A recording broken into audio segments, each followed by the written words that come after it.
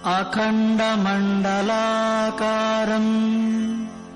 व्याप्तं येन चराचरम् तत्पदं दर्शितं येन तस्मै श्रीगुरवे नमः। वन्दे जगदामाद्यौ तयोस्तत्त्वाविपत्तये मूलायाग्राय मध्याय मूलमध्याग्रमूर्तये क्षीणाग्रमूलमध्याय नमः पूर्णाय शम्भवे।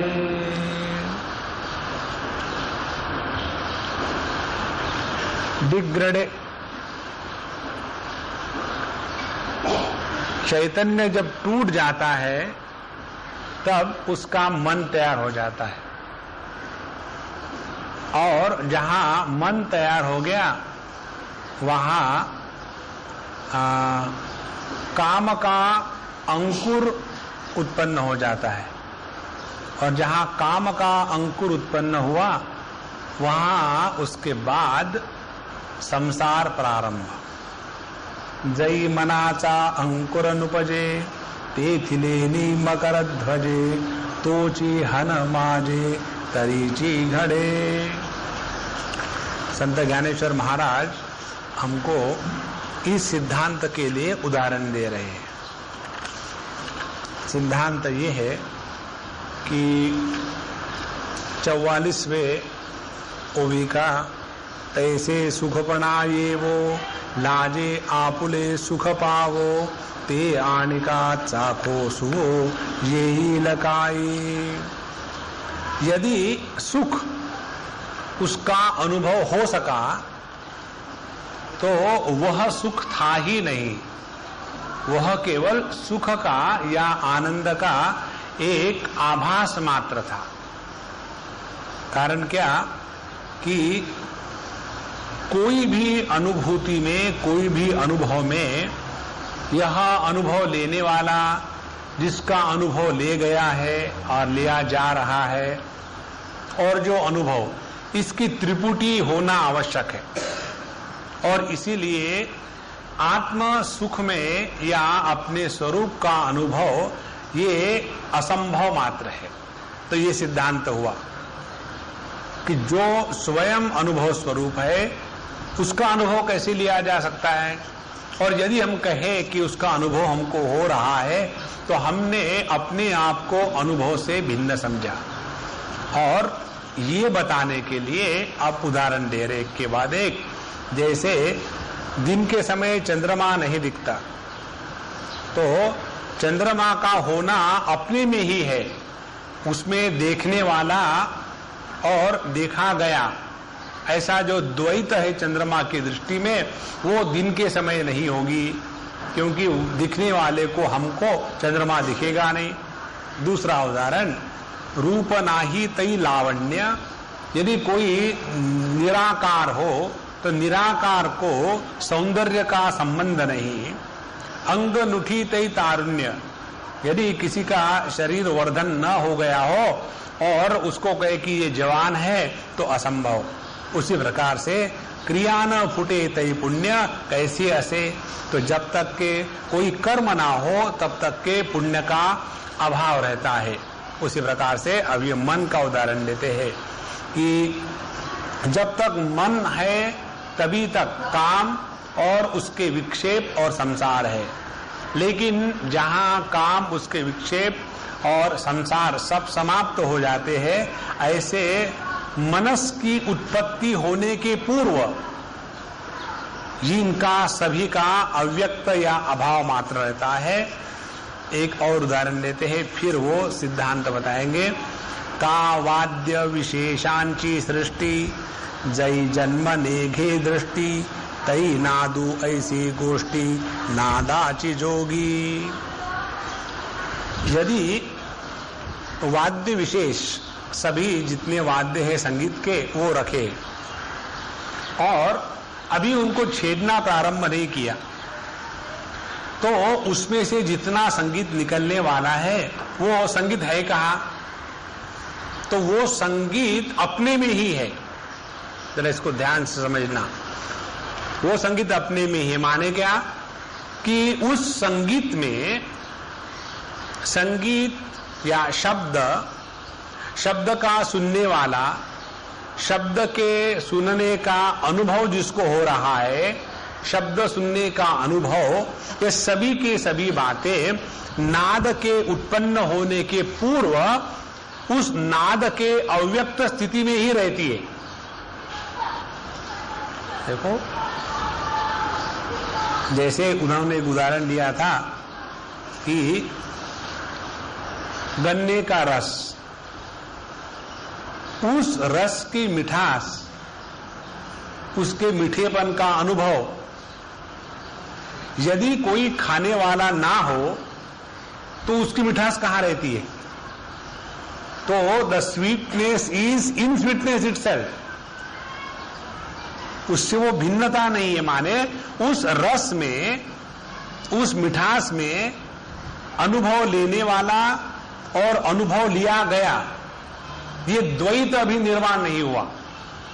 उसी प्रकार से अपने स्वरूप में जब मन का अंकुर अभी तक नहीं आया, तब तक के मैं अनुभव लेने वाला और ये अनुभव लिया गया, ये द्वैत प्रारंभ नहीं हुआ। तो जैसे वाद्य तो है और उन वाद्यों में संगीत भी है, तो यदि कोई संगीत खेलने वाला ना हो तो संगीतकार, संगीत और संगीत के शब्द, ये तीनों की तीनों कहां है? तो वो तीनों के तीनों इस शब्द की जो अव्यक्त स्थिति है, उस अव्यक्त स्थिति में तीनों के तीनों है। माने शुद्ध शांति में यह त्रिपुटी अभी निर्माण नहीं हुई, तात्पर्य केवल त्रिपुटी के अभाव का है। अब इस त्रिपुटी के अभाव का तात्पर्य समझने के लिए जो दो तीन बातें आवश्यक है, वो ये बातें हैं कि पहले त्रिपुटी क्या है, इसका स्पष्ट निर्णय अपने समझ में होना चाहिए। त्रिपुटी में एक तो होता है अनुभव का विषय, दूसरा होता है अनुभव का ज्ञान होने वाला अनुभवी, तो अनुभव का विषय अनुभवी, और तीसरी बात होती है अनुभव। तीन बातें, इसको कहते त्रिपुटी। तो जो भी ज्ञान, जिस ज्ञान में ये त्रिपुटी का जन्म हो जाता है, वह अज्ञान का क्षेत्र। और जब तक के हमारे ज्ञान में यह त्रिपुटी का प्रतिपादन होगा, जब तक के हमारे ज्ञान में इस त्रिपुटी का समर्थन होगा, तब तक के हम अभी आत्म तत्व के क्षेत्र में प्रवेश नहीं किए। इसलिए यह त्रिपुटी का प्रारंभ कहां से होता है, वहां हमको भगवान ज्ञानेश्वर महाराज ले जा रहे हैं। तो त्रिपुटी का प्रारंभ उन्होंने अगले 2-3 ओयों में बताया कि मन में जैसे मन की निर्मिति हुई, मन की निर्मिति माने अहम इदम का व्यापार, अहम इदम का व्यापार माने भेद की सृष्टि, भेद की सृष्टि माने मैं जानने वाला और जाना गया, इसमें अंतर आ गया। इसका अर्थ ये हुआ कि इस ज्ञान में माने मन के द्वारा जिस भी ज्ञान की प्राप्ति होती है, वह सब द्वैत का व्यापार है। इसीलिए ये जो विरोध आता है शास्त्रों में 2 प्रकार के वाक्यों का, एक मनसा एव इदम अवाप्तव्यम, परमात्मा की प्राप्ति मन के द्वारा ही होती है। जैसे कठोपनिषद में आता है, दृश्यते तु अग्रया बुद्ध्या सूक्ष्मया सूक्ष्मदर्शिभी, तत्व की अनुभूति सूक्ष्म अंतःकरण के द्वारा या सूक्ष्म बुद्धि के द्वारा होती है। तो हम सोचेंगे चलो बुद्धि तो अपने को है ही, तो बुद्धि के द्वारा परमात्मा की प्राप्ति करने के लिए प्रयत्न करेंगे। तुरंत दूसरी श्रुति माता पहले वाक्य को काट देती है, न तत्र चक्षुर गच्छति न वाक् गच्छति न मनः न विद्मः न विजानीमः। तो ये दो प्रकार के जो विरोध आ रहे हैं उसका तात्पर्य जब समझ में आएगा तब इस आत्मज्ञान का क्या खेल है तो वो समझ में आएगा। तो इसका क्या खेल है? तो पहले त्रिपुटी को स्पष्टता से जान ले। इस त्रिपुटी को जान लिया कि अनुभव का विषय, अनुभव करने वाला और अनुभव, ये तीन बातें क्लियर हो गई। अब तीनों का संबंध देखे क्या है। तो संबंध ऐसा होता है कि अनुभव का विषय और अनुभव करने वाला, इनमें से पहली बात यह है कि महत्व का कौन है। जब हम किसी वस्तु के व्यसनी हो जाते हैं, जैसे चाय के व्यसनी, सिगरेट बीड़ी के व्यसनी, दारू के व्यसनी, तो उसमें महत्व की बात कौन सी हो जाती है? वो वस्तु। यदि चाय नहीं मिली तो दिन कैसे स्टार्ट होगा? तो महत्व की वस्तु हो गई चाय, और जो उसका अनुभव कर रहा है वो हो गया सेकेंडरी। ऐसा जो व्यक्ति है जो विषयों पर इतना अवलंबित है उसको शास्त्र कहते हैं पामर। पामर माने जो पा करके मरता है उसको कहते पामर। तो जो व्यक्ति जगत के विषयों पर इतना अवलंबित है कि उसने अपनी कीमत ही खत्म कर दी। एक सज्जन एक बहुत बढ़िया बात कह रहे थे एक बार हमसे, तो उन्होंने हमको पूछा कि स्वामी जी मनुष्य जीवन का मूल्य क्या है? तो हमने कहा इसका मूल्य कुछ है नहीं, यदि हमने परमात्मा को प्राप्त किया तब ये अमूल्य है, और यदि परमात्मा को प्राप्त नहीं किया तो भी अमूल्य है, कुछ उसका मूल्य है नहीं। तो बोले हमको समझ में नहीं आया। तो हमने पूछा उनको आप क्या करते हो? बोले हम गवर्नमेंट में नौकरी करते हैं। तो हमने कहा कि आपको तनख्वाह कितनी मिलती है? तो बोले हमको मिल जाते हैं 5,000 रुपये महीने के। कटकटा के कितने हाथ में आते हैं? आते हैं 500 रुपये, बहुत बड़े। तो हमने कहा देखो आपने अपने जीवन की कीमत 500 रुपये करी है। We have decided what is the value of my life for 1 year और 1 मंथ। दूसरा व्यक्ति है वो जब तक के 50,000 रुपये एक महीने के पैदा नहीं करता तब तक वो शांति नहीं। तो उसने अपने जीवन की कीमत कितनी लगाई है? 50,000। तीसरा व्यक्ति है वो जब तक के 1 घंटे में 50,000 पैदा नहीं करता तब तक के वो शांत नहीं होता। तो उसने अपने जीवन की कीमत कितनी लगाई है? 50,000 1 घंटे की। तो हमने अपने जीवन को कितनी कीमत दी है, इसके लिए जिम्मेदार कौन है? हम, दूसरा कोई नहीं। अब जो व्यक्ति इस मनुष्य जन्म में आकर के परमात्मा के प्राप्ति के सिवा सुख नहीं पाता, उसी ने अपने जीवन की कीमत जानी है। देखो महाराज, यदि कोई व्यक्ति 2 रुपए में कोई काम करने को तैयार है तो उसने अपनी कीमत 2 ही रुपए लगाई है। We all decide what is our own value.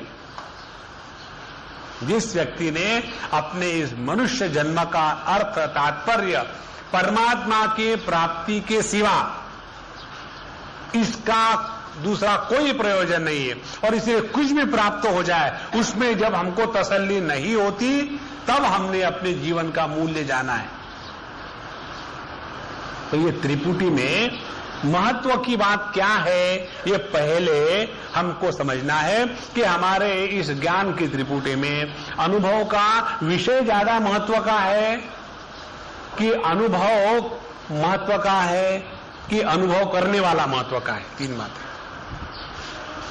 जब हमारे बहुत बढ़िया विचार आ रहे, जरा ध्यान से सुनो संतो, ज्ञानेश्वर महाराज की जय। जब हमारे जीवन में अनुभव के विषयों का महत्व है तब हम अर्थ पुरुषार्थ के पीछे दौड़ रहे हैं। जब हमारे जीवन में अनुभव का महत्व है तब हम काम पुरुषार्थ के पीछे दौड़ रहे,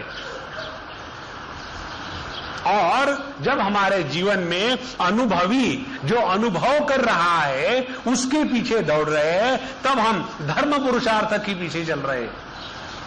तो ये त्रिपुटी में महत्व किसका है, ये निश्चय करता है कि हमारी आध्यात्मिक उन्नति किस स्तर पर है।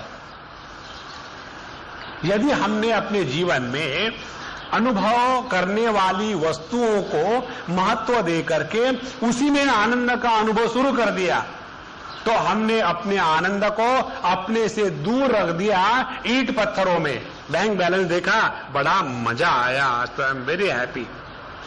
वहां ऐसे हैंडराइटिंग में लिखा है कि जिसको देख करके भी अच्छा नहीं लगता,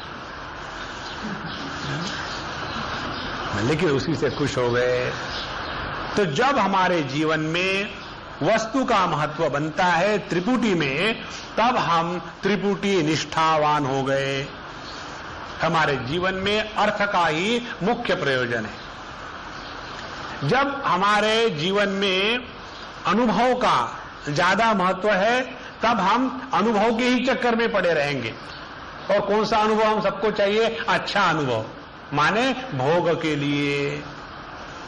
तो पहले जड़ वस्तुओं के साथ रहना हम अपनी कीर्ति मानते हैं, अपना बड़प्पन मानते हैं।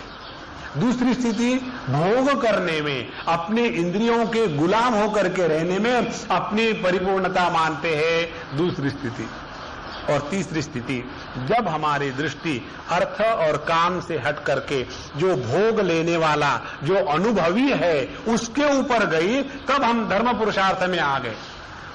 और जब धर्म पुरुषार्थ में आए, तब सवाल आता है धर्म अधर्म क्या है? क्या मैं इस अर्थ और काम का गुलाम हूं या वो मेरे लिए है? मैं उनके लिए हूं या वो मेरे लिए है? ये निर्णय प्रत्येक अनुभव करने वाले व्यक्ति को स्वयं लेना है। और जब हम इस अनुभव करने वाले व्यक्ति के स्थान पर पहुंचेंगे, तब जगत के अर्थ और काम दोनों हमारे नौकर बनेंगे, हम उनके नौकर नहीं बनेंगे। और जब व्यक्ति अपने इस स्वामित्व को, प्रभुत्व को जागृत कर लेता है, जान लेता है, तब कहीं जाकर के वो आध्यात्मिक मार्ग पर चल पड़ा। अब ये त्रिपुटी का महत्व समझने के बाद फिर सवाल आता है कि इस त्रिपुटी को भंग करना है तो क्या किया जाए? क्यों कि यदि अनुभव का विषय नहीं हो तो त्रिपुटी नहीं रह सकती, यदि अनुभव नहीं हो तो त्रिपुटी नहीं रह सकती, यदि अनुभव लेने वाला नहीं हो तो त्रिपुटी नहीं रह सकती। तो इसमें से किसको खत्म कर डाले पहले? तो पहली बात यह है कि अर्थ अनुभव के विषय, तो सभी अनुभव के विषय को नष्ट कर डालो, तो ना रहेगा अनुभव का विषय और ना रहेगी अनुभव की त्रिपुटी। लेकिन ये संभव है क्या? असंभव है। असंभव क्यों है? कि ये अनुभव के विषय हमने पैदा किए नहीं, और हमको दूसरे की बनाई हुई चीज पर कुछ करने का कोई अधिकार नहीं। तो फिर क्या करो? वहां से हटो, अपनी दृष्टि को विषयों से हटा करके दूसरे स्थान पर आते हैं। इस त्रिपुटी को भंग करने का तरीका अनुभव पर।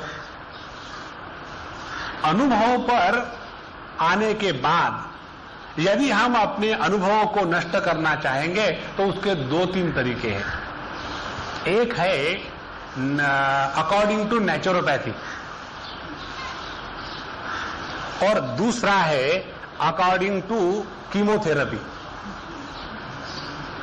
नेचुरोपैथी में हम लोग सो जाते हैं। जब सो जाते हैं तो ना रहता है अनुभव जगत की अच्छाई बुराई का, और मस्त रहते हैं, तो वो नेचुरोपैथी हो गई। और कीमोथेरेपी ये है कि कुछ ड्रिंक्स लो, कुछ ड्रग लो, और उसके साथ साथ सभी अनुभव एक ब्रांड के, समत्वम योग उच्यते।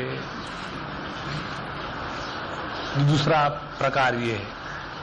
तो यदि इस प्रकार के नेचुरोपैथी या कीमोथेरेपी इसके अनुसार यदि हम अपने अनुभवों को समाप्त करना चाहेंगे तो भी हम उसके गुलाम बन जाएंगे। कैसे गुलाम बन जाएंगे? कई लोगों को ये कल्पना होती है कि बस I am very happy, I don't want anything, I simply sleep, get up, eat, sleep, get up, eat, that's it. There are many mahatmas, they do nothing and they imagine that we are really, progressing badly. Gujarati में bad को bed कहते हैं,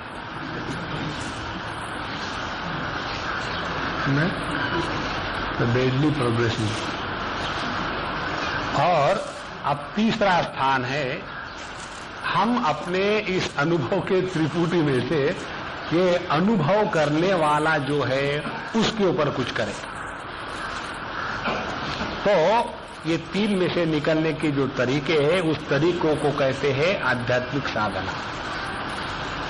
पहले हम बहिरंग पारंपरिक साधना बताते हैं कि यदि हमारा जीवन अनुभव करने वाला जो व्यक्तित्व है अनुभवी उसके प्रधानता से होगा तो जगत की कौन सी अनुभव की वस्तु मेरे पास आनी है यह अनुभवी जो है वो निश्चय करेगा, ना कि वस्तुएं। उसी प्रकार से मैं किस प्रकार से भोग करूं इसका भी निर्णय करने वाला मैं रहूंगा।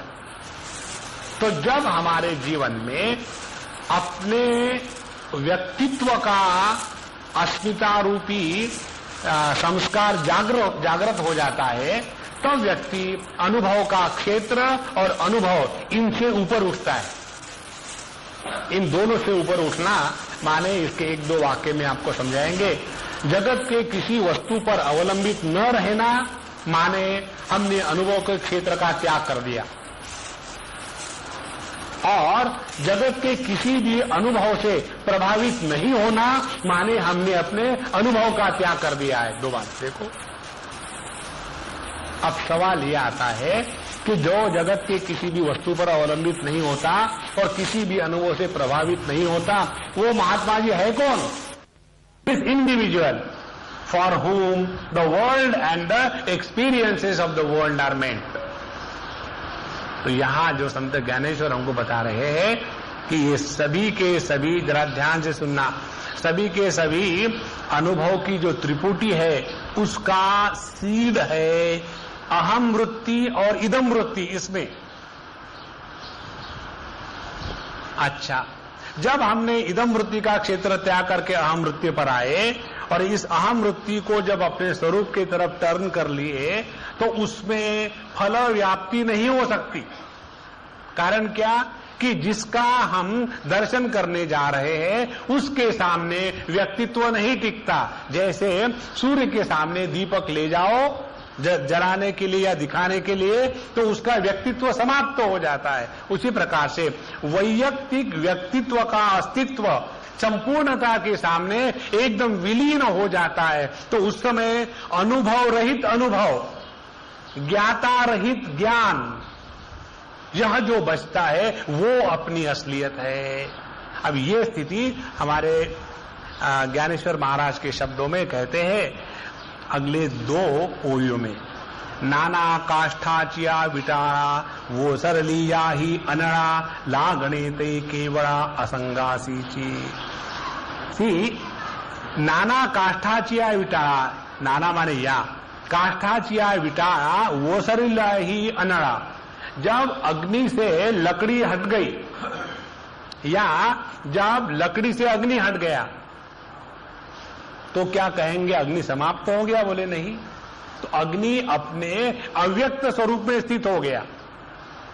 अंगासिची, केवड़ा, केवड़ा माने शुद्ध अग्नि जिसमें किसी भी प्रकार के ईंधन का द्वैत नहीं है। माने जलने वाला ईंधन और जलाने वाला अग्नि और जलने की प्रक्रिया, ये त्रिपुटी वहां खत्म हो गई। अव्यक्त अग्नि में ये त्रिपुटी खत्म हो गई। उसी प्रकार से दर्पणाचेनी नियमे वीणची मुख प्रेमे आनिति तेची वर्मे वर्मति येने। जैसे हमने समझो दर्पणाचेनी नियमे वीणची, without the reference of the mirror in which we see our face. तो यदि हमको अपने चेहरे से प्रेम करना है, अपने चेहरे को जानना है, तो क्या आवश्यकता पड़ती है क्या कि जब तक कि मैं रोज एक आध घंटा अपना चेहरा देखता नहीं मिरर में, मेरे चेहरे पर से प्रेम कम हो जाता है? देखो कैसी विचित्र कल्पना है। दर्पणाची नियमे वीणची, हम नियम लगा करके व्रत ले लिया। रोज सुबह उठ करके 1 घंटे दर्पण के सामने बैठेंगे, धीरे धीरे प्रयत्न करेंगे और फिर अपने ही चेहरे से बड़ा प्रेम हो जाएगा। साधना करती है भाई, ऐसे थोड़ी होता है। दर्पणाचेनी नियमे वीणची, विदाउट दैट मुख प्रेमे, फिर भी हमारा अपने चेहरे से प्रेम होता है ना। माने हमारा अपने चेहरे से प्रेम कैसा होता है कि उस प्रेम में द्वैत की त्रिपुटी नहीं है। देखो, दर्पणाची नियमे वीणची मुख प्रेमे आनिति, और फिर भी हम अपने चेहरे से प्रेम करते हैं। समझो हमने अपना चेहरा कई दिनों तक, महीनों तक आईने में नहीं देखा, और उसके बाद जब आईने में देखते हैं तब यह कहते हैं कि जरा प्लीज इंट्रोड्यूस। कोई जरूरत नहीं। हम अपने आप को बिना प्रयत्न से केवल जानते ही नहीं, लेकिन प्रेम से जानते। क्यों? कि मैं हूं, यह मेरा ही चेहरा है, इसके लिए मुझे ना तो प्रयत्न की आवश्यकता है, ना तो त्रिपुटी की आवश्यकता है। दर्पणाचेनी नियमे वीणची मुख प्रेमे आनिति तेची वर्मे वर्मति येने। वही लोग जिन्होंने इसका अर्थ समझ लिया है, इसका अर्थ कि हमको अपने चेहरे से प्रेम करने के लिए रोज आईना देखने की तपस्या नहीं करनी पड़ती। दूसरी बात, हमको अपने चेहरे से इंट्रोड्यूस करने के लिए आईने का कोई सहारा लेने की आवश्यकता नहीं है। उसी प्रकार से अपने स्वरूप के अनुभव में मैं सुखी, आत्मा का सुख और सुख का अनुभव, ये त्रिपुटी का संपूर्ण अभाव रहता है। ये इतनी गला फाड़ चीज ज्ञानेश्वर महाराज क्यों कह रहे हैं? इसलिए कि हमने उनको चैलेंज दे रखा है। समझ में आ गया, आनंद अब समझ में आ गया है, अब समझ में आ गया, अब हम दुखी नहीं होंगे। लेकिन हम बने हैं, और जब तक ये हम बने हैं तब तक गम नहीं छोड़ेगा। अब तो बिल्कुल समझ में आ गया, समझिए, अब बिल्कुल कोई डाउट नहीं। अपने व्यक्तित्व का जो त्रिपुटीकरण है उसका त्याग करना असंभव। इसीलिए 1-2 बातें स्पष्ट समझ ले। यदि अपने साधना के क्षेत्र में प्रयत्न के कारण हम परेशान हो रहे हैं तो we are rubbing the wrong direction. सरल सरल बात है। जैसे गंगा जी जिधर बह रही है उधर ही चलना है तैर करके तो आराम से जाओगे, और उल्टा जाना है तो परेशानी। उसी प्रकार से जीवन की धारा में जब किसी से भी विरोध नहीं है, किसी से विरोध क्यों नहीं है? क्योंकि कोई हमसे दूसरा हो तब तो विरोध होगा ना।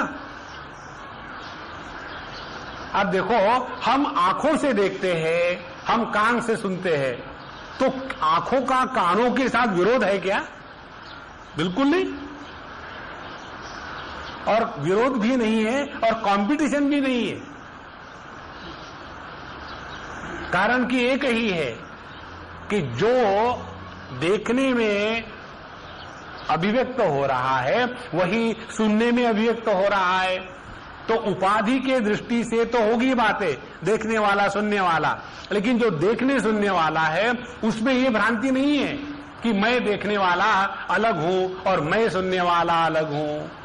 उसी प्रकार से आनंद वह है कि जिसमें किसी भी प्रकार का बनना नहीं है, होना है। आनंद होता है, आनंदित हम बनते नहीं। देखो 3 शब्द इसमें आ गए। अब होना, अस्तित्व, आनंद माने आनंद, और इन दोनों का आनंद का होना, बनना नहीं। बनना नहीं माने, जरा ध्यान से सुनना, बनना नहीं माने वहां कोई बनने वाला पैदा नहीं हुआ। बनने वाला कब पैदा होता है? जहां फल व्याप्ति निर्माण हो गई, वहां कोई ना कोई पैदा हो गया। फल व्याप्ति रहित ज्ञान, वह आनंद, that joy where there is no enjoyer, enjoyerless enjoyment without the trio of enjoyer, enjoyed and enjoyment is what is bliss.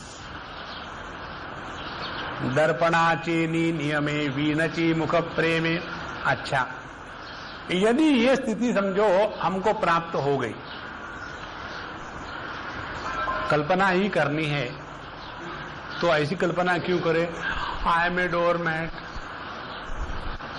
Nobody likes me, I think कुछ लाइफ में है ही नहीं, अब क्या करें? दिस इज ऑल कल्पना ओनली। जरा क्या है, अब कल्पना करनी ही है तो ये कल्पना करो भाई अपने को रियलाइजेशन हो गया। देखो कल्पना ही तो है सब। तो यदि समझो हमको रियलाइजेशन हो गया तो क्या करना है? करना बंद, कुछ मत करो, मस्त रहो। और वो मस्त भी इसलिए रहो कि you can not be otherwise.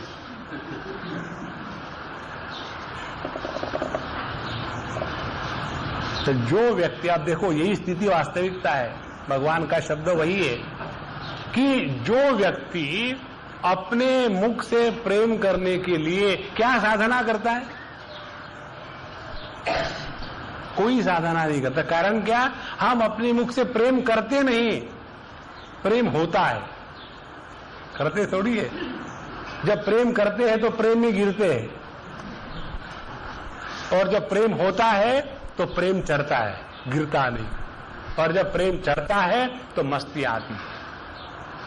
तो यह अपने स्वरूप का दर्शन, जिसमें प्रयत्न शिथिलता, कोई किसी भी प्रकार का प्रयत्न नहीं, किसी भी प्रकार की त्रिपुटी नहीं है, किसी भी प्रकार की प्राप्ति नहीं है, और किसी भी प्रकार के खोने का डर नहीं। 4 बात, इन 4 बातों को उन्होंने सच्चिदानंद शब्द के द्वारा कहा है। दर्पणाचे नियमे वीणची मुख प्रेमे आनिता तेची वर में वरमती येनी। जो इसको समझ पाएगा वही समझ पाएगा, और बाकी सब ठन ठन पान। इसलिए अपने जीवन में जितनी तड़प होगी ना, उतने हम पानी से बाहर हैं। जैसे मछली जब पानी से बाहर होती है कितनी तड़पती है, उसी प्रकार से जहां हमने अपने आनंद रूपी सागर से अपने आप को हटा करके कल्पना कर ली है हम तो मछली है, तो तड़पते रहो। जो अपना स्वरूप है इसमें किसी भी प्रकार की तड़प नहीं है। कारण क्या? कुछ प्राप्तव्य नहीं है। कारण क्या? यहां कुछ मेरे सिवा दूसरा हो तो प्राप्त करूं ना। हमारे शंकराचार्य जी महाराज, आज हम तैत्तिरीय उपनिषद पढ़ रहे थे, उसमें यही इसी प्रकार का विचार आता है। 2 कारणों से मन में से सभी विक्षेप और कामनाएं समाप्त हो जाती है। एक, जब संपूर्ण जगत मिथ्या प्रत्यय है ये समझ में आ जाता। और दूसरी बात, मैं किसी भी प्रकार से परिच्छिन्न नहीं हूं, ये जब समझ में आ जाता है तो व्यक्ति के अंतःकरण से सभी कामनाएं समाप्त हो जाती है। तो यह कामना रहित अपरिच्छिन्न व्यक्तित्व अपनी असलियत है। अब ये बताने के लिए कामना रहित अपरिच्छिन्न व्यक्तित्व 2-4 उदाहरण देते हैं। न पेरिता पिकजोड़े ते मुडाची आहे रोकड़े, ऐसिया सोई उघड़े बोलने है। अब देखो कितनी सुंदर बात कहते हैं। हमने बीज लिए समझो गेहूं के, और उनको बोने के लिए ले जाना है खेत में, और अपने बास्केट में घमेले में रखे वो बीज। अब उस घमेले में उस पूरे खेत में से जितना हार्वेस्ट आने वाला है वो सभी के सभी पूरा का पूरा उसी घमेले में ही तो है, बाहर से थोड़ी आने वाला है। उसी प्रकार से जितना आनंद आनंद आनंद हम कहते हैं वो सब अपने में ही है, बाहर से थोड़ी आने वाला है। लेकिन इस घमेले में जितने बीज है उसमें तो 4 ट्रक का अनाज दिखता नहीं। इसका कारण ये है कि तुमने खेती का केवल नक्शा देखा है, खेती करी कभी नहीं। जो फार्मर्स या खेत वाले लोग, किसान, उनको मालूम है कि इतने 1 एकड़ में यदि 5 किलो गेहूं लगा दो तो 5 क्विंटल निकलने वाला है। और इसीलिए वो अच्छे बीज के लिए 5 किलो के 1 किलो की कीमत 200 रुपए देने को तैयार है। और हम लोग केवल आटा पीस के खाने वाले, उनको लगता है देखो 1 किलो गेहूं है और इसकी इतनी कीमत। लेकिन उस किसान को पता है कि आगे आने वाली जितनी फसल है वो इतने ही छोटे से 1 किलो में बैठी हुई है। तो यह दृष्टि कि दुनिया का जितना आनंद है और प्रत्येक आनंद में जो त्रिपुटी निर्माण होती है, तो सभी की सभी त्रिपुटियां जिस एक बीज में है वह बीजानंद, वह ब्रह्मानंद, वो अपनी असलियत है। ये जिसको समझ में आ गया उसी ने इसको जाना। न पेरिता पीक जोड़े, माने अभी तो हमने बोया नहीं है, फिर भी harvest is in our hand. Where it is, ये हमारे घमेले में। न पेरिता पीक जोड़े ते मुडाची आहे रोकड़े, और वो वही है, सामने उपलब्ध है। ऐसे थोड़ी है कि गेहूं बोया और उसमें से सनफ्लावर निकला, नहीं। ऐसिया सोई उघड़े बोलने हैं। इसी प्रकार से ये खुल्लम खुल्ली बात है, उघड़े बोलने कि हमारा प्रत्येक अनुभव, उस अनुभव में जगत का ब्रह्मानंद समापन है, कहीं और नहीं है। All the bliss comes out of me, maintains in me and goes back to me. The supreme bliss I am. अब उसमें ना तो कोई प्रयत्न है, ना तो कोई प्राप्तव्य है, और ना तो कोई खोने का डर है। इस समय आपके मन में जो फ्रस्ट्रेशन चल रहा है ना, I can smell it. उसका एक कारण है, और वो कारण ये है कि क्या बताए जा रहे, कुछ समझ में नहीं आ रहा, कुछ हो नहीं रहा है। ऐसे भी नहीं लग रहा कि हाँ आप समझ में आ गया है।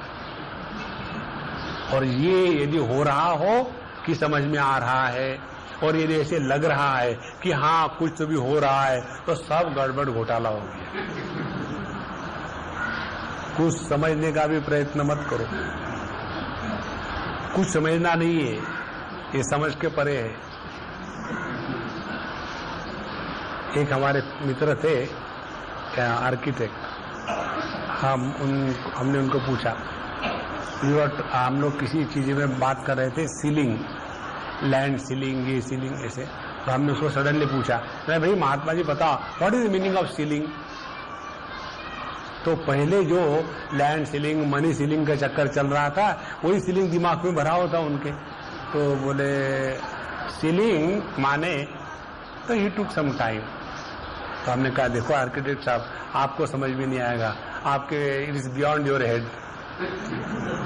वो सीलिंग आर्किटेक्ट के लिए तो वही सीलिंग होता है ना, और क्या। तो यदि हम इस चीज को पकड़ ले, कौन सी चीज को, किसी भी प्रकार की समझ उत्पन्न होने वाली नहीं है स्वरूप के बारे में। दूसरी बात, कोई भी समझदार पैदा नहीं होगा। एक तो होगी समझ, दूसरा समझदार, और तीसरी बात किसकी समझ। त्रिपुटी का सत्यानाश होगा। जहां इस त्रिपुटी का सत्यानाश हो गया वहां सत्य की उपलब्धि हो गई। ऐसिया सोई उघड़े बोलने है, ये इसका तात्पर्य है। माने परमात्मा इतना उपलब्ध है कि चाहो भी तो हम बिना परमात्मा के या परमात्मा से अलग नहीं रह सकते, और इतना फ्रीली अवेलेबल होते हुए भी हम सोचते हैं कि अब हमको बड़ा प्रयत्न करना पड़ेगा और इसलिए दुखी होते हैं। जैसे मार्शी लैंड में आदमी फंसता है ना कमर तक के, फंसने के बाद निकलने के लिए जितना प्रयत्न करो ना उतने अंदर जाएंगे। तो उस समय करो क्या, उस समय वैसे ही खड़े रहो, स्टैंडिंग मेडिटेशन, हिलो मत, और भगवान से प्रार्थना करो कृष्णा किसी को भेज देना,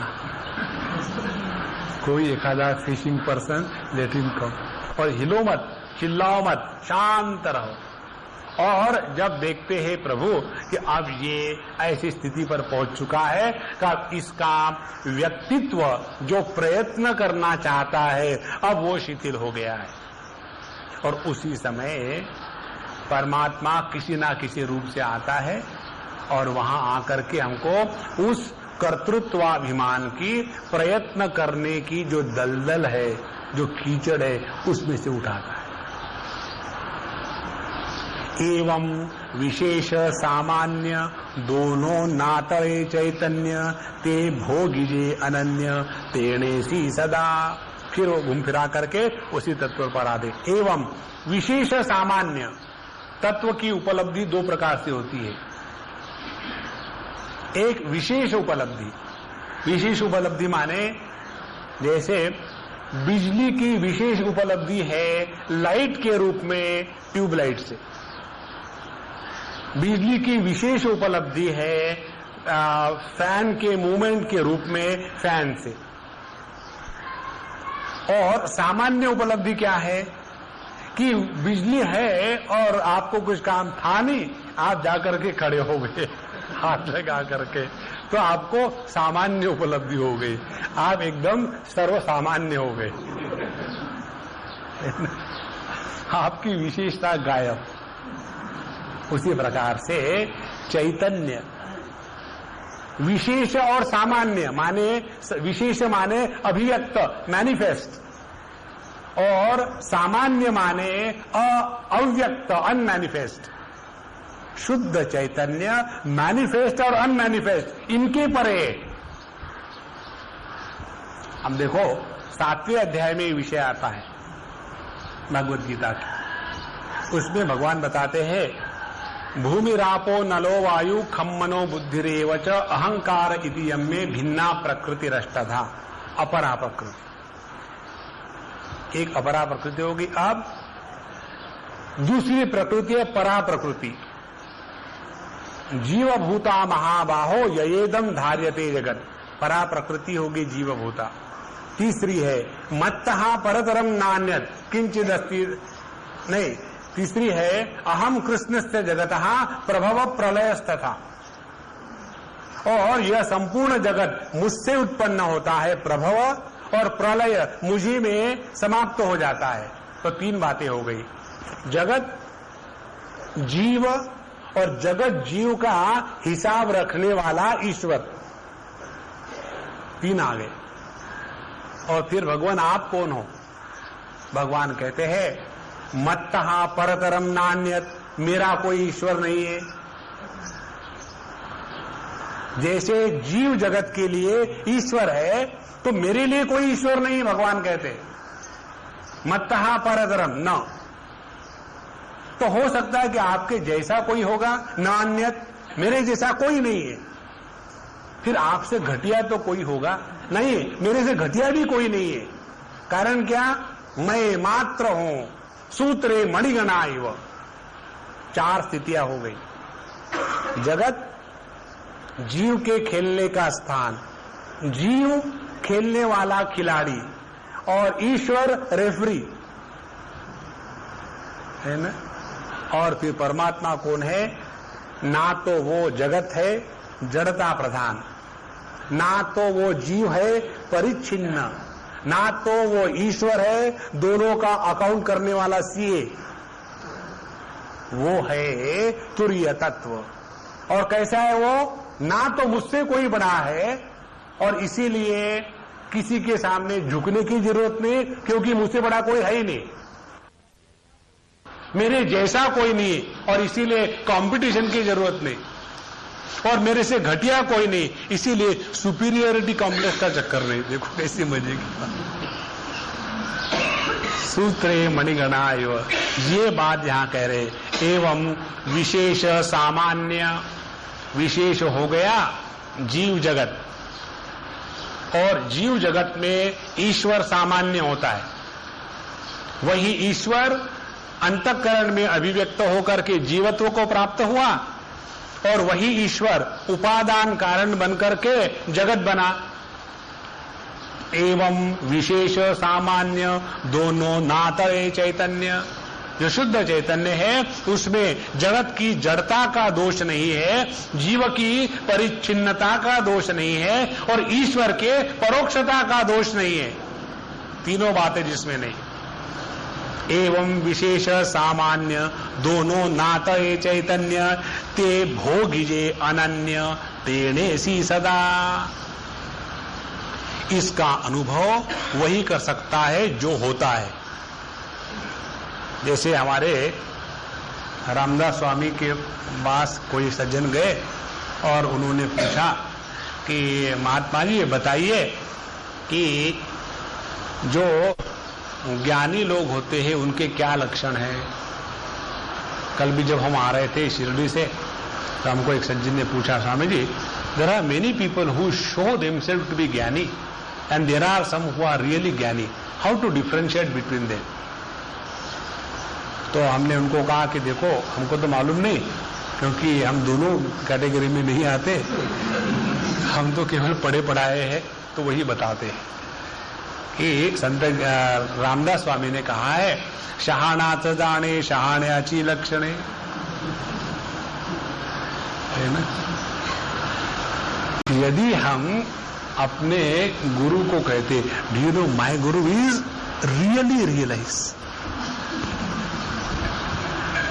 तो हम अपने गुरु को रियलाइजेशन का जो सर्टिफिकेट देते हैं that is signed by a left thumb impression.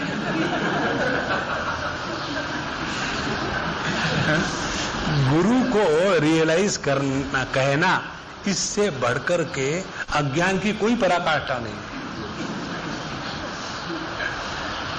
When we say my guru is realized, we certify guru, and we certify only then when we are also realized. And this is how परस्परम भावयन्तः श्रेय परम। ऐसे चेले और ऐसे गुरु जाकर के खूब बढ़िया बिजनेस करते हैं, पार्टनरशिप। देखो महाराज, सत्य ये है कि ते भोगिजे अनन्य तेनेसी सदा। इस स्वात्मानुभूति में ना तो कोई अनुभव लेने वाला है, ना तो कोई व्यक्ति दूसरे के बारे में सर्टिफिकेट दे सकता है। अच्छा, एक दूसरा प्रश्न इसी को लेकर के आता है, वो ऐसे है कि कई लोग अपना रियलाइजेशन दिखाते हैं। हमने कहा मुझे भी बताओ भाई कैसे दिखाते हैं। बोले नहीं, कोई ना कोई चमत्कार करते हैं। तो हमने कहा कोई भी व्यक्ति अपने गुरु को गुरु केवल चमत्कार के शक्ति से ही मानता है, ज्ञान से कभी नहीं मानता। दूसरा कोई संत साधु चमत्कार करे तो हम कहेंगे I don't believe in this miracles. Okay. और फिर हम कहीं जा रहे थे और रेलवे का टिकट नहीं मिला, बड़े परेशान थे, और उतने में हमको एक हमारे गुरु के मित्र मिल गए। उन्होंने पूछा भाई क्या बात है? नहीं भाई क्या करूं, मुझे जाना है, टिकट नहीं मिल रहा। चलो मेरा ऑफिस वहां जानता है, मैं सबको, सिर्फ 200 रुपये ज्यादा देने पड़ेंगे लेकिन मिल जाएगा। और जाकर के टिकट ले लिया। देखो गुरु महाराज कितने धन्य हैं। तो हम अपने गुरु पर विश्वास रखते हैं केवल मिरेकल के बल पर, दूसरा कोई नहीं है। मनुष्य की बुद्धि केवल इस मिरेकल के सामने ही झुकती है। This is a fact. और परमात्मा का जो वर्णन आता है शास्त्रों में, आश्चर्यवत पश्यति कश्चिदेनम। परमात्मा क्या है? आश्चर्य। आश्चर्य माने आहा आहा चर्यते अस्मिन इति आश्चर्य। जिसको देख करके वाह वाह वाह वाह ऐसे बोल निकलते, उसको कहते हैं आश्चर्य। हम दुनिया को देखते हैं तो आश्चर्य के सिवा दूसरी कोई बात है? ये पृथ्वी पानी में नहीं डूब रही है, आश्चर्य। और ये पृथ्वी और पानी दोनों की जो खिचड़ी है, ये आकाश में तैर रही है बिना खंभे के, आश्चर्य। तो ये संपूर्ण सृष्टि आश्चर्य की ही अभिव्यक्ति है। और इसलिए यहां एक बात स्पष्ट हमको समझ दिए, ते भोगिजे अनन्य तेनेसी सदा। जैसे अपना पेट भरा कि नहीं, इसके लिए किसी दूसरे के सर्टिफिकेट की जरूरत नहीं। उसी प्रकार से अपने स्वरूप के दर्शन के लिए किसी भी द्वैत की दूसरे का होना असंभव है। आता यावरी जे बोलणे ते येणे ची बोले शहाणे, जे मौनाचे ही निपटणे पिऊन गेले। आता यावरी जे बोलणे। अब इसके बाद जो हम बोलने वाले हैं, संत ज्ञानेश्वर महाराज कहते हैं 53वें ओवी से लेकर के आखिरी ओवी तक, आता यावरी जे बोलणे ते येणे ची बोले शहाणे। तो आगे के बोलना यही है अकलमंदी। क्या अकलमंदी है? कि जे मौनाचे ही निपटने। इसके बाद केवल एक ही बात करी जा सकती है, चुप रहो। तो कितनी सुंदर बात। आप देखो, इस चुप रहने पर हमको एक बार बहुत सुंदर विचार मिला कि सृष्टि माने गति, और गति का अभाव माने परमात्मा। और ये एक बार समझ में आ गया तो फिर दौड़ते हुए परमात्मा के दर्शन हो सकते हैं। पहले उसको रस्सी से बांधना पड़ता है, उखल से। उसको रस्सी से बांध लिया, प्रयत्न करने पड़ते, 2 उंगली हमेशा कम पड़ेगी, अहम इदम अहम इदम। और एक बार उसको बांध लिया, उसके बाद फिर उसको खेलने दो, फिर उसके दर्शन 24 घंटे बने रहेंगे। तो इस तत्व को जानने के लिए सबसे बढ़िया साधना यह है कि मौनाचे नहीं निपटने। मौन अनेक प्रकार के होते हैं। एक व्यावहारिक मौन। व्यावहारिक मौन माने जहां बोलने की आवश्यकता नहीं है वहां न बोलना। और जहां बोलने की रियली आवश्यकता नहीं है वहां रियली नहीं बोलना। कई जगह हम बोल देते फिर पछताते हैं कि I don't know why did I talk. व्यावहारिक मौन, इस व्यावहारिक मौन से बहुत लाभ ये होते हैं कि हम खामोखाम स्वयं परेशान नहीं होते, दूसरे को परेशान नहीं करते। एक साधना करने की ये प्रक्रिया है कि जिसमें आदमी ने कम से कम बोलना चाहिए। पहली बात, are you telling this? Yes, पहली बात। दूसरी बात, यदि बोलना भी है तो उसमें 100% झूठ होना चाहिए। डोंट टेक इट सीरियसली कि भाई बिल्कुल सत्य ही बोलना चाहिए, कोई जरूरत नहीं। इस जगत में टाइम पास करना है। किसने कुछ पूछा, आप बिहार के हैं? हाँ। कहाँ के हैं? पहले आप बताओ। हम तो पटना के, फिर हम दक्षिण बिहार के। How does it matter? Isn't it? अच्छा, दूसरा ये मौन है, किसी चक्कर में ना फंस, टाइम पास कहाँ गए कि निकल जाओ। तीसरा मौन ये है कि जब व्यक्ति शब्द में रहकर भी शांति का त्याग नहीं करता तब वो मौन में होता है। जैसे कोई निंदो कोई वंदो, अपनी जो बैठक है वो बिल्कुल फटाफट वैसे के वैसे। यदि अपना मौन जगत के निंदा और स्तुति इनके द्वारा नहीं टूटता तो तुल्य निंदा स्तुतिर्मौनी संतुष्टो ये न के नचित, वहां जो मौन का अर्थ दिया है ये मौनी है।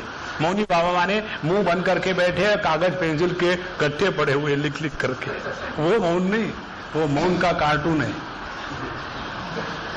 ते मौनाचे ही निपटने पीऊ न गेले। और इसीलिए एक जगह में आता है कि पंचदशी में विचार आता है, एक समय जीवन में ऐसा आना चाहिए और आता है, यदि हमारे साधना स्वाभाविक चल रही हो तो व्यक्ति सब चीजों से स्वयं ही बिना परेशानी के उपरत होना शुरू हो जाता है, बिना परेशानी से। एक सज्जन हम जानते हैं, उन्होंने हमारे गोद में ही अपने प्राण त्याग दिए थे। पिछले 4-6 दिन की उनके जीवन की बात, बहुत ही अच्छे सज्जन, हार्डली हम उनके साथ 6 महीने रहे होंगे। उन्होंने जिंदगी में कभी कुछ ना वेदांत पढ़ा ना गए सत्संग को गए, अपनी पूजा करते थे घंटी बजा बजा करके जोर जोर से ओम नमः शिवाय ओम नमः शिवाय, सब घर के परेशान, लेकिन वो शांत हुआ। बोले आप बोले चिल्लाते रहो, मैं भी चिल्लाता रहूंगा। और उनके घर में रोज यही चक्कर। और फिर उनके साथ हमको 4-6 महीने का मौका आया, वही हमको ले गए। बोले स्वामी जी आप हमारे यहाँ आकर के रहो और हम सब आपको अपना बच्चा जैसे रखेंगे। और हमारे लोग मान लेते कभी कभी हमारी बात, नहीं मानते तो कोई बात नहीं, हम भी कोई बात नहीं करके रह लेते, तो ठीक है। और फिर उन्होंने हमको पूछना शुरू कर दिया कि जब कैसा करते हैं, ध्यान कैसा लगाते हैं, क्या क्या करना चाहिए। और हम अपना स्वामी जी की जो पढ़ाया था वही उनको बताते गए। और धीरे धीरे धीरे with in a period of 4-5 months वो इतने उपराम हो गए, इतने उपराम हो गए कि उनको जगत में किसी भी चीज में इंटरेस्ट नहीं रहा, शांत बैठते थे। वो हमारे ब्रह्मानंद स्वामी की कैसेट उनको बड़ी अच्छी लगती थी, तो हमने उनको सब कैसेटें दी थी, तो खूब सुनते थे। फिर उन्होंने स्वामी जी मुझे उसमें भी इंटरेस्ट नहीं आ रहा।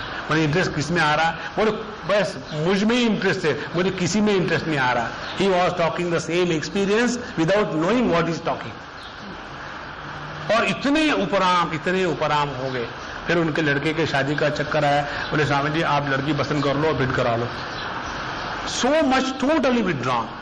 और उसी विड्रॉल में it was not a disease, withdrawal होते जैसे किसी दीपक में से घी खत्म हो जाए तो वो बातें अपने आप सूख करके खत्म हो जाती है। उसी प्रकार से उन्होंने हमारी ही गोद में अपने आप को ऐसा करते ना कहीं उचकी ना कहीं झटका, ऐसे आंख बंद करके सो गए जैसे छोटा सा बच्चा दूध पी करके सो रहा हो। ये है जे मौनाचे ही निपटने, ये असली मौन ये है। जब व्यक्ति स्वयं बिना प्रयत्न से मौन को प्राप्त हो जाता है। और इसीलिए हमारे दक्षिणामूर्ति जी की जो वंदना है, उसमें वंदना में ये शब्द है, मौन व्याख्या प्रकटित परब्रह्म तत्वम युवानम। परब्रह्म की असली अभिव्यक्ति मौन से होती है, बोलने से नहीं होती। आता यावरी जे बोलणे ते येने ची बोले शहाणे, जे मौनाचे ही निपटने पिओ न गेले। इसलिए अपना जो स्वरूप है, अपने स्वरूप का जो अनुभव है, वो सभी शब्दों के परे है। शब्द और मौन, इन दोनों के परे का जो मौन है वो अपनी स्थिति है। एवं प्रमाण अप्रमाण प्रमेय केले अप्रमाण दृष्टांति वाइली आन दिशावयाची। इसी प्रकार से सभी के सभी प्रमाण अप्रमाण हो गए, क्योंकि सभी प्रमाणों को प्रमाणत्व देने वाला मैं, मुझे कौन सिद्ध करेगा? अपने अस्तित्व की सिद्धि किसी के कहने से नहीं होती। मैं हूं, इसके लिए मुझे किसी के भी सर्टिफिकेट की आवश्यकता नहीं। ये ने प्रमाण अप्रमाण और प्रमेय केले अप्रमाण। इसी प्रकार से अब ये प्रमेय भी नहीं रहा। प्रमेय माने जानने योग्य। जानने योग्य तो तब होगा कि जो जाना जाता हो, जो जान ही है, उसको क्या जानेंगे? एवं प्रमाण अप्रमाण प्रमेय केले अप्रमाण। तो तीन बातें हो गई। सभी प्रमाणों का व्यापार जिसमें समाप्त हो गया, माने सभी प्रमाण इस तत्व के सामने आकर के चुप हो गए। तो करना क्या है? चुप करना सीखो। दूसरी बात, प्रमेय के लिए अप्रमाण, और इसको हम ऑब्जेक्टिवली नहीं जान सकते, तो जीवन से ऑब्जेक्टिविटी निकल जाए। जीवन से ऑब्जेक्टिविटी निकल जानी माने हम जैसे बिना आईने के अपने मुख से प्रेम कर सकते हैं, बिना आईने के अपने आप को जान सकते हैं, हम बिना आईने के, बिना प्रयत्न के, बिना रेगुलरली जप करके, रोज रोज दर्शन करे बिना ही सब अपने आप को जानते हैं। उसी प्रकार से प्रमेय के लिए अप्रमाण। अब तीसरी बात, दृष्टांति वाइली आन दिशावयाची। और जितने भी दृष्टांत है इस तत्व को समझाने के लिए, वो सभी के सभी दृष्टांत आए और कसम आन वाइली का मतलब है हम कसम खाते हैं कि हम परमात्मा को बता के ही छोड़ेंगे दृष्टांतों के द्वारा। तो सभी की सभी जितनी कस्में खाई थी, जितने वादे थे, सब भूल गए। उसमें पहुंचने के बाद दृष्टांत कब दे सकते हैं? जब कोई किसी के जैसा हो तब। अब कोई किसी का जैसा होने के लिए कोई किसी से अलग तो होना चाहिए ना। जहां एकमेवा द्वितीय, जैसे आकाश की उपमा किसके साथ करोगे? तो आकाश की उपमा करने के लिए हम क्या करेंगे? कामत रेस्टोरेंट में जाएंगे और वहां बताएंगे देखो ये जितने रूप रंग है ना, प्रत्येक आकार समझ में आ गया? चीज बुक आकार, हाँ समझ में। ये आकार जिसके कारण है वो आकाश है। अच्छा जी, हमको आप बिना आकार का उदाहरण दे करके आकाश समझाओ। उसमें देखना क्या? अंदर झांको। आकाश ही आकाश। दृष्टांति वाइली आन दिशावयाची। कोई भी दृष्टांत इस तत्व को निर्दर्शन करने के लिए प्रयोग में लाओ, वो गारंटी से फेल हो जाता है। तो तत्व का या किसी प्रकार का ज्ञान देने के लिए क्या क्या चीजों की आवश्यकता होती है? एक तो प्रमाण, तो प्रमाण यहां फेल हो गए। दूसरी बात प्रमेय, वो जानने योग्य होना चाहिए। ये जानने योग्य भी नहीं है, क्योंकि जाना ही नहीं जाता। कोई अपने से भिन्न हो तो जाना जाए। और तीसरी बात, इसको समझाने के लिए किसी भी प्रकार के दृष्टांत का प्रयोग किया जाए तो सभी के सभी फेल। इस 54वें ओवी के द्वारा संत ज्ञानेश्वर महाराज ने षड्विध लिंग निर्णय नाम की एक चीज होती है वेदांत शास्त्र में, जिसमें 6 चीजों का सहारा लेकर के तात्पर्य निर्णय होता है, जिसको कहते हैं उपक्रम उपसंहार, फिर अभ्यास अपूर्वता फलम, फिर अर्थवाद उपपत्ति च, लिंगम तात्पर्य निर्णय। 6 चीजों के द्वारा तात्पर्य का निर्णय होता है। एक होता है उपक्रम उपसंहार एकता, जो प्रतिपादन किया है वही सिद्ध हुआ है एक। दूसरा अभ्यास, उस चीज को ठीक से समझाने के लिए अनेक बार दोहराया जाता। तीसरी अपूर्वता, अपूर्वता माने इस ज्ञान को या इस वस्तु को जानने के लिए यूनिकनेस ऑफ नॉलेज। और चौथी बात है फलम, इसके द्वारा क्या फल प्राप्ति हुई। पांचवी बात है अर्थवाद, इस तत्व की तारीफ और इसकी विरोधी जो है उसकी निंदा। और उपपत्ति या अनेक प्रकार के दृष्टांतों के द्वारा तत्व का प्रतिपादन। ये 6 बातें जब होती है तब तात्पर्य निर्णय होता है। यहां बताते हैं कि ये ऐसा तत्व है कि इसका तात्पर्य निर्णय करने के लिए सभी प्रमाण खत्म हो जाते हैं और सभी प्रकार के प्रमेय खत्म हो जाते हैं और सभी प्रकार के दृष्टांत खत्म हो जाते हैं। इसमें जो सब खत्म हो जाता है वह तत्व अपना आपा है और इसीलिए उसको जानने के लिए किसी भी त्रिपुटी की आवश्यकता नहीं। आप आगे यही बात बताते हैं, अंगाचिया अनुपपत्ति आटलिया उपपत्ति ये थे उठिली पाती लक्षणाची। अंगाचिया अनुपपत्ति आटलिया उपपत्ति, जिसको सिद्ध करने के लिए जो अनेक प्रकार के लॉजिकल डिडक्शंस वर गिवन, अनेक प्रकार के जो तर्क दिए गए थे, सभी के सभी तर्क इसमें समाप्त हो गए। सभी के सभी तर्क इसमें काम नहीं आते। और उठली पांक्ति लक्षणाची, और इसको बताने के लिए जितने लक्षण हैं, 2 प्रकार के लक्षण शास्त्रों में मुख्य माने हैं। एक को कहते हैं तटस्थ लक्षण और दूसरे को कहते हैं स्वरूप लक्षण। तटस्थ लक्षण माने कि आपको पता है क्या कि देशपांडे का घर कहाँ है? हाँ जी, वो जो सामने का घर दिख रहा है ना, हाँ, कौन सा सामने का घर? यहाँ घर ही घर है। नहीं, एक के घर के ऊपर में कौवा बैठा है, हाँ दिख रहा है। उस कौवे वाले घर के नीचे चले जाओ, जो ग्राउंड फ्लोर है उसके सामने में एक टूटा दरवाजा है, वो उनका घर है। तो हम निकले और जब हम निकले तो कौवा उड़ गया। अब मारे गए, अब कौवे वाला घर ढूंढते रहे। तो कौवा उसका तटस्थ, उसका लक्षण लेकर के हम जो देशपांडे के घर में निकले थे, तो देशपांडे का और कौवे का वैसा कोई संबंध नहीं है ना। तो ये हो गया तटस्थ लक्षण। और स्वरूप लक्षण क्या है? दरवाजा टूटा है, वो हो गया स्वरूप लक्षण।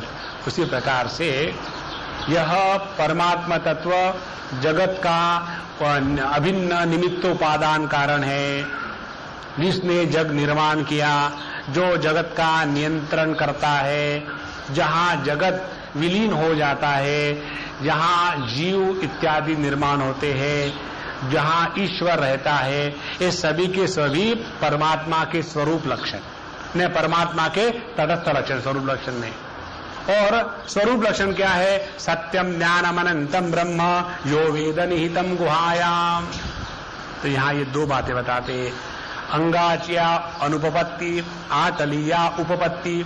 सभी तर्क के अंग इसमें जब शांत हो गए और उठली पाती लक्षणांची, सभी प्रकार के लक्षण की जो पंगत बैठी हुई थी, पाती माने पंगत, जो सभी लक्षण लाइन लगा करके, क्यों लगा करके बता रहे थे परमात्मा ऐसा है, परमात्मा वैसा है, वो सब के सब भाग गए। क्यों? कि इस तत्व में किसी भी लक्षण का कोई अर्थ नहीं। और सबसे ज्यादा महत्व का लक्षण माना जाता है उपनिषद का वाक्य सत्यम ज्ञानम अनंतम ब्रह्म। और प्रसंग उसी का चल रहा है। सच्चिदानंद इन तीनों को खत्म करना है। इसीलिए बताते हैं तेथे उठिली पाती लक्षणांची, माने आज तक जो हम पढ़ के आए हैं सच्चिदानंद रूप परमात्मा है, तो यहाँ संत ज्ञानेश्वर महाराज ने सिद्ध कर दिया है परमात्मा सच्चिदानंद वगैरह कुछ नहीं है।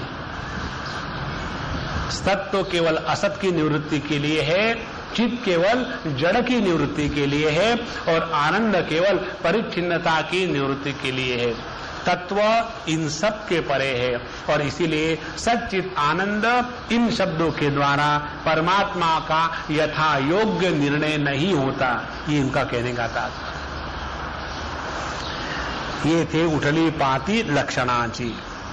अच्छा, उसके बाद जब लक्षण ही खत्म हो गए, किसी भी लक्षणावृत्ति से जब परमात्मा ध्यान से सुनना, पहले 3-4 जो हम लोगों ने लेक्चर किए थे वहां का विषय वहां आने वाला है।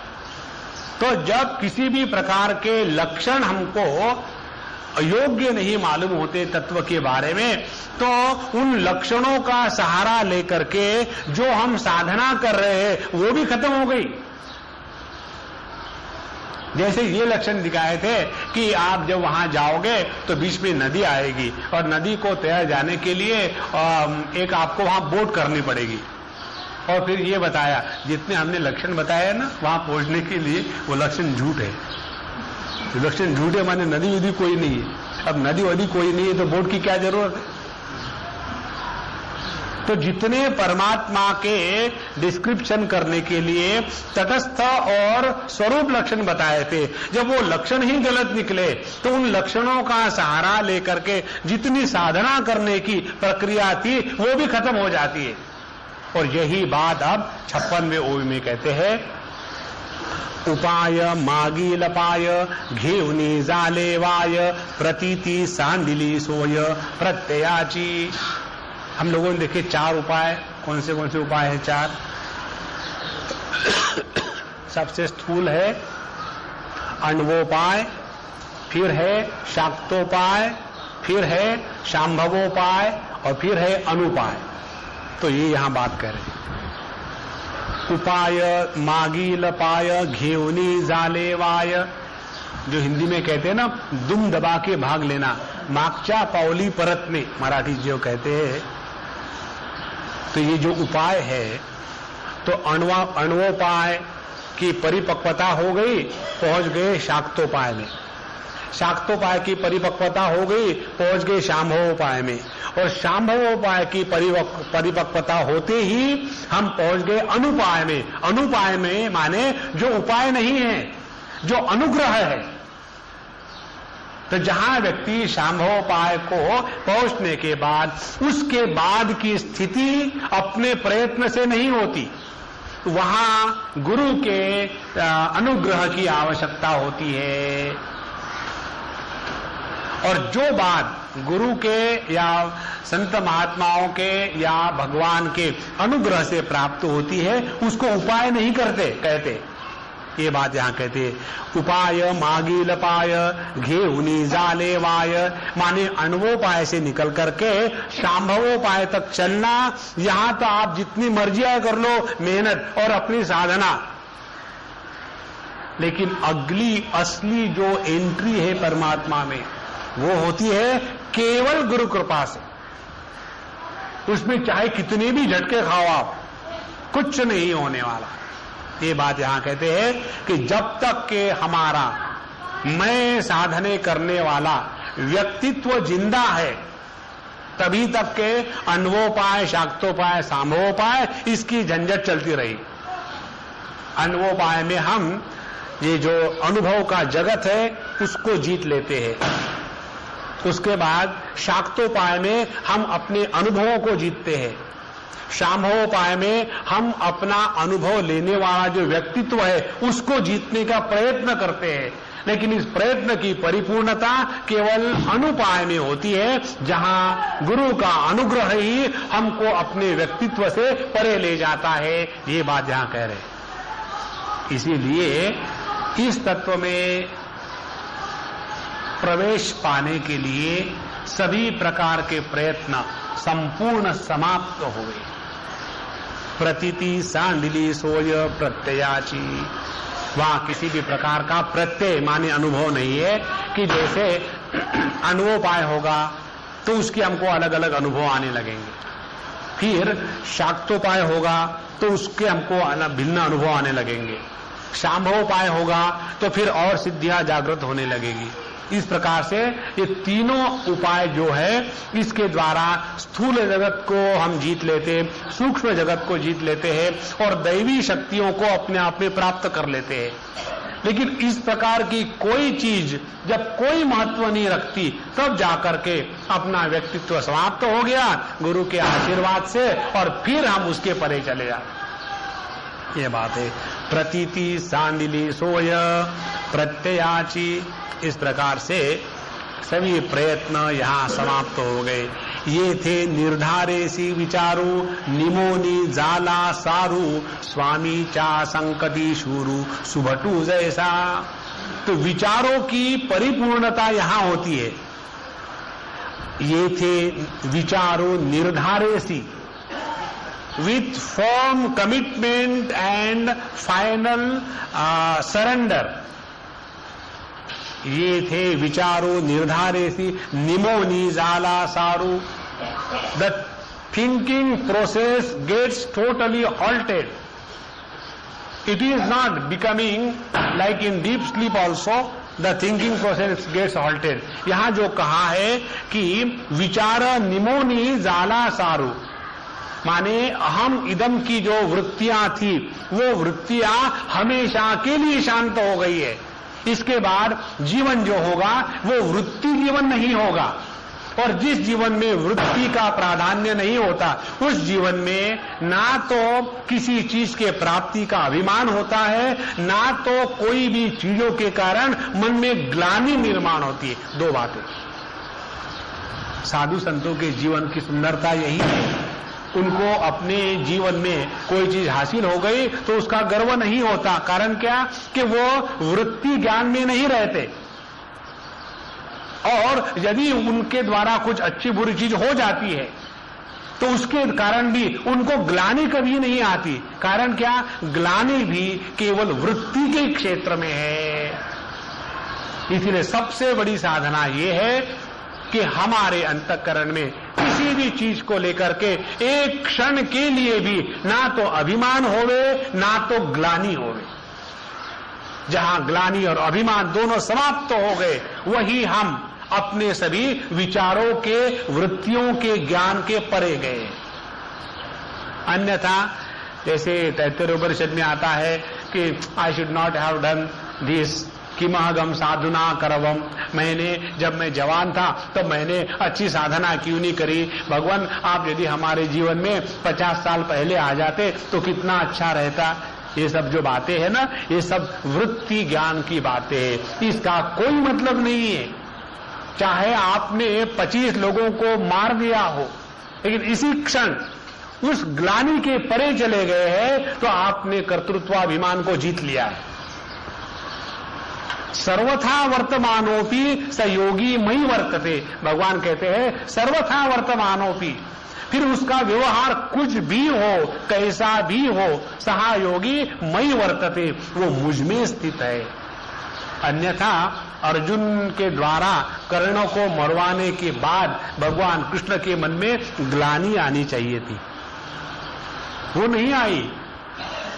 उन्होंने जब अपनी ही सब पूरी प्रजा को एक दूसरों से लड़वा करके मरवा दिया तो उनके मन में देखो मेरे बच्चे मेरे सामने डिस्ट्रॉय हो रहे, हाँ वो तो तमाशा देख रहे थे, खूब मारो उसको, इससे मारो जल्दी मरेगा ये। किसी भी प्रकार की ग्लानि जिस अंतःकरण में नहीं होती, किसी भी प्रकार का अभिमान जिस अंतःकरण में नहीं होता, वहां परमात्मा की अभिव्यक्ति वृत्ति रहित होती है।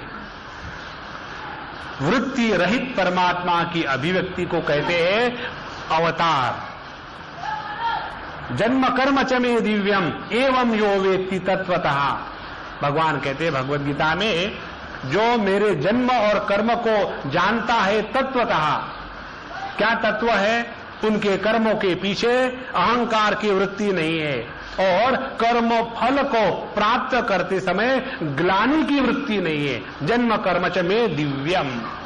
और जन्म क्या दिव्य है कि इस वृत्ति के क्षेत्र में अभिव्यक्त होते हुए भी वृत्ति ज्ञान का दुर्गंध जिसके जीवन में नहीं है, वही भगवान के जन्म की विशेषता है।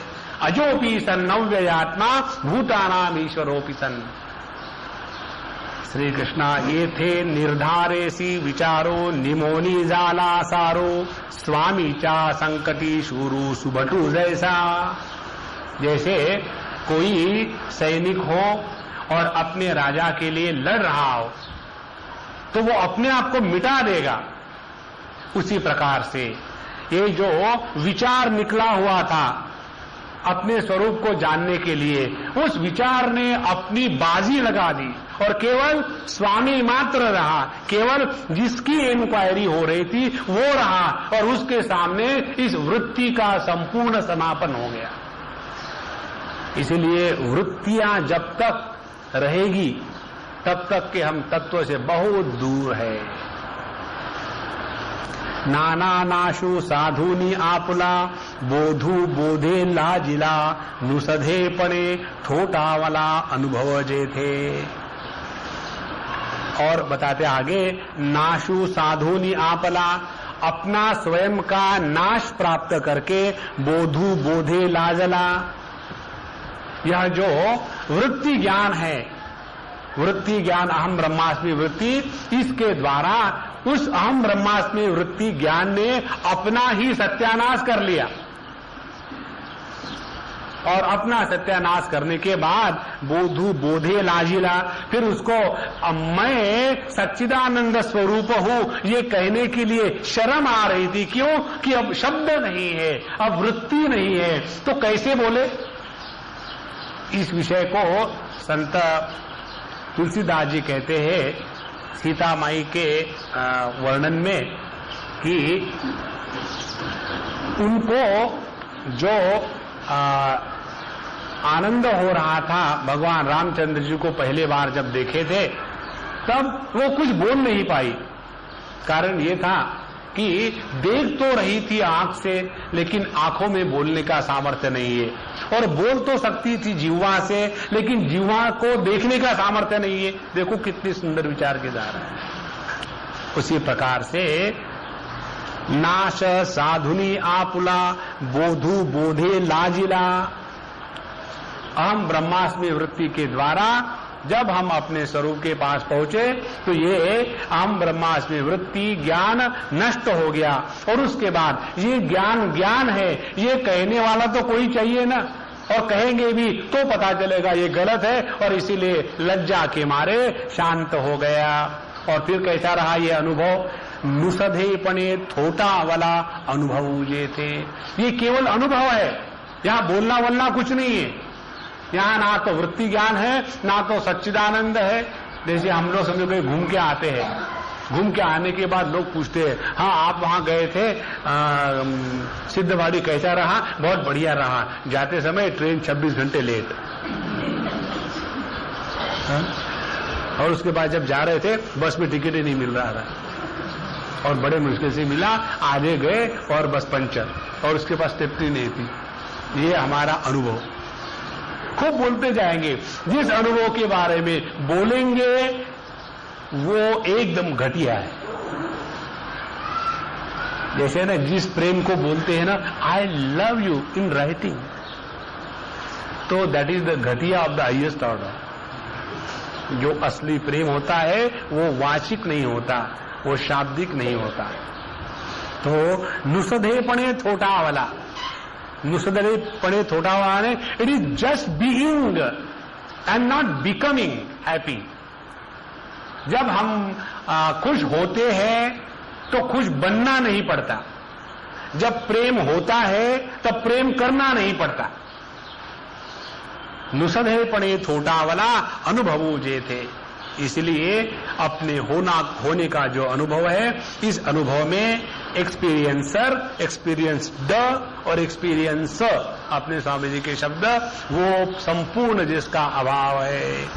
भिंगाचिया चढळा पदराचा पुंज वेगळा करिता जैसा निष्फाळा अंगाचा होय।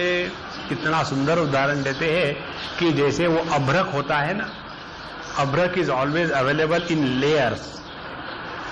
तो उस अभ्रक को देखने के लिए जैसे हमको कपड़े को देखना है तो हम एक उसके ऊपर की जो फोल्ड है उसको निकाल कर देखते ठीक तो है कि नहीं, उसी प्रकार से अभ्रक का एक इतना टुकड़ा था और उसको कैसा है देखने के लिए उसकी एक एक पापुद्रा जिसको कहते हैं, एक एक ऊपर की जो लेयर है उसको निकालना प्रारंभ कर दिया और निकलते निकलते खत्म हो गया।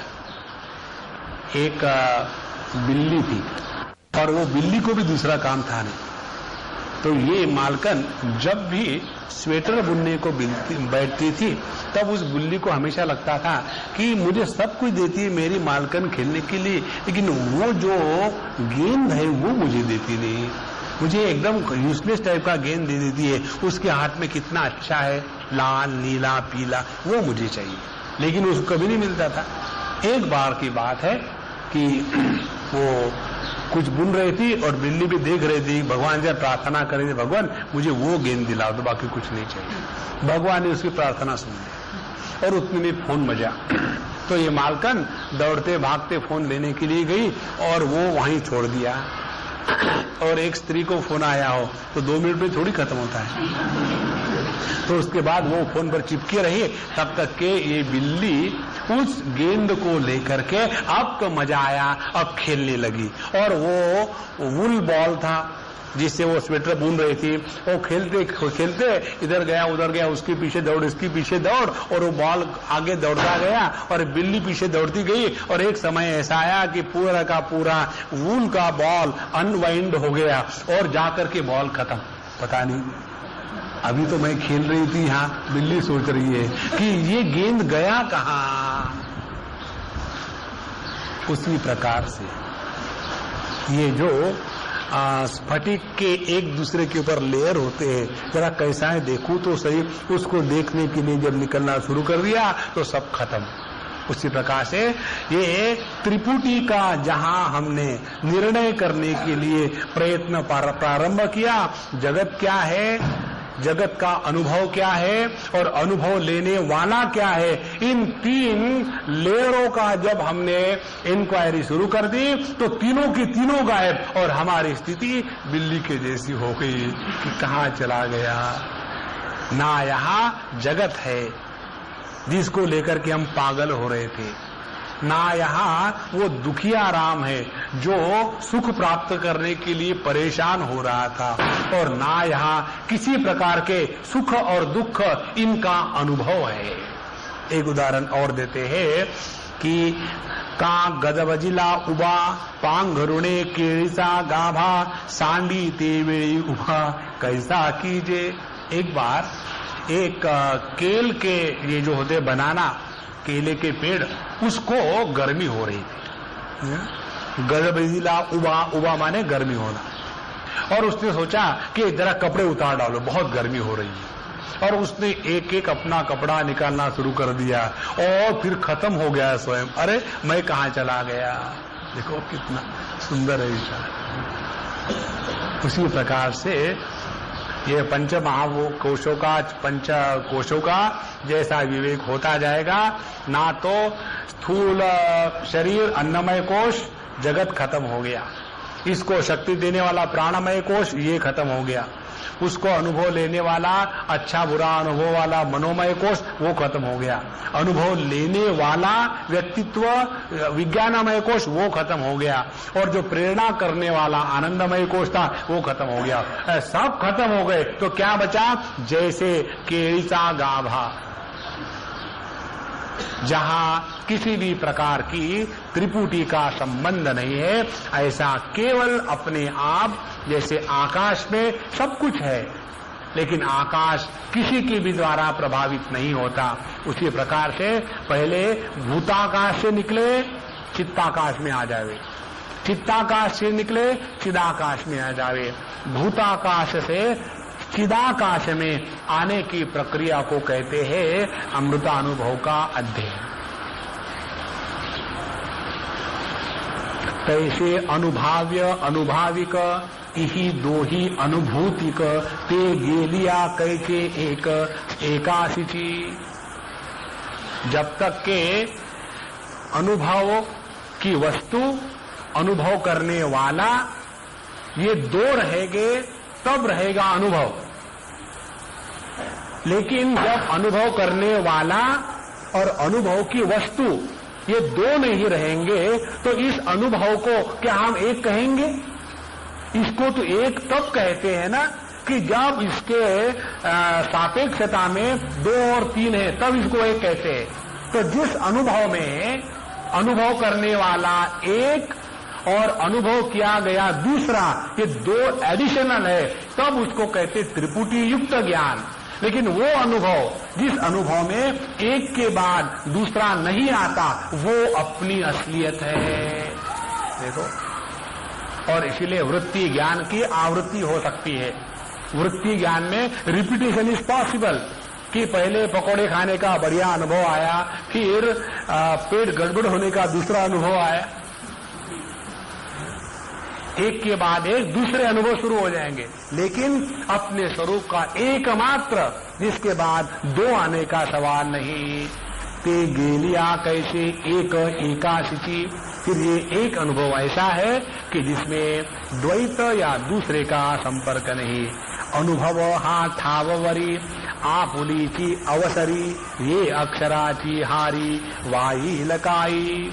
इसलिए जो अनुभव स्वरूप स्वयं है उसको मुझे अनुभव है ये कहने की कोई जरूरत है क्या? कहीं ये गन्ने के रस को कहना पड़ता है क्या कि भाई I am sweet, at times I suffer from diabetes, then I take 1 tablet of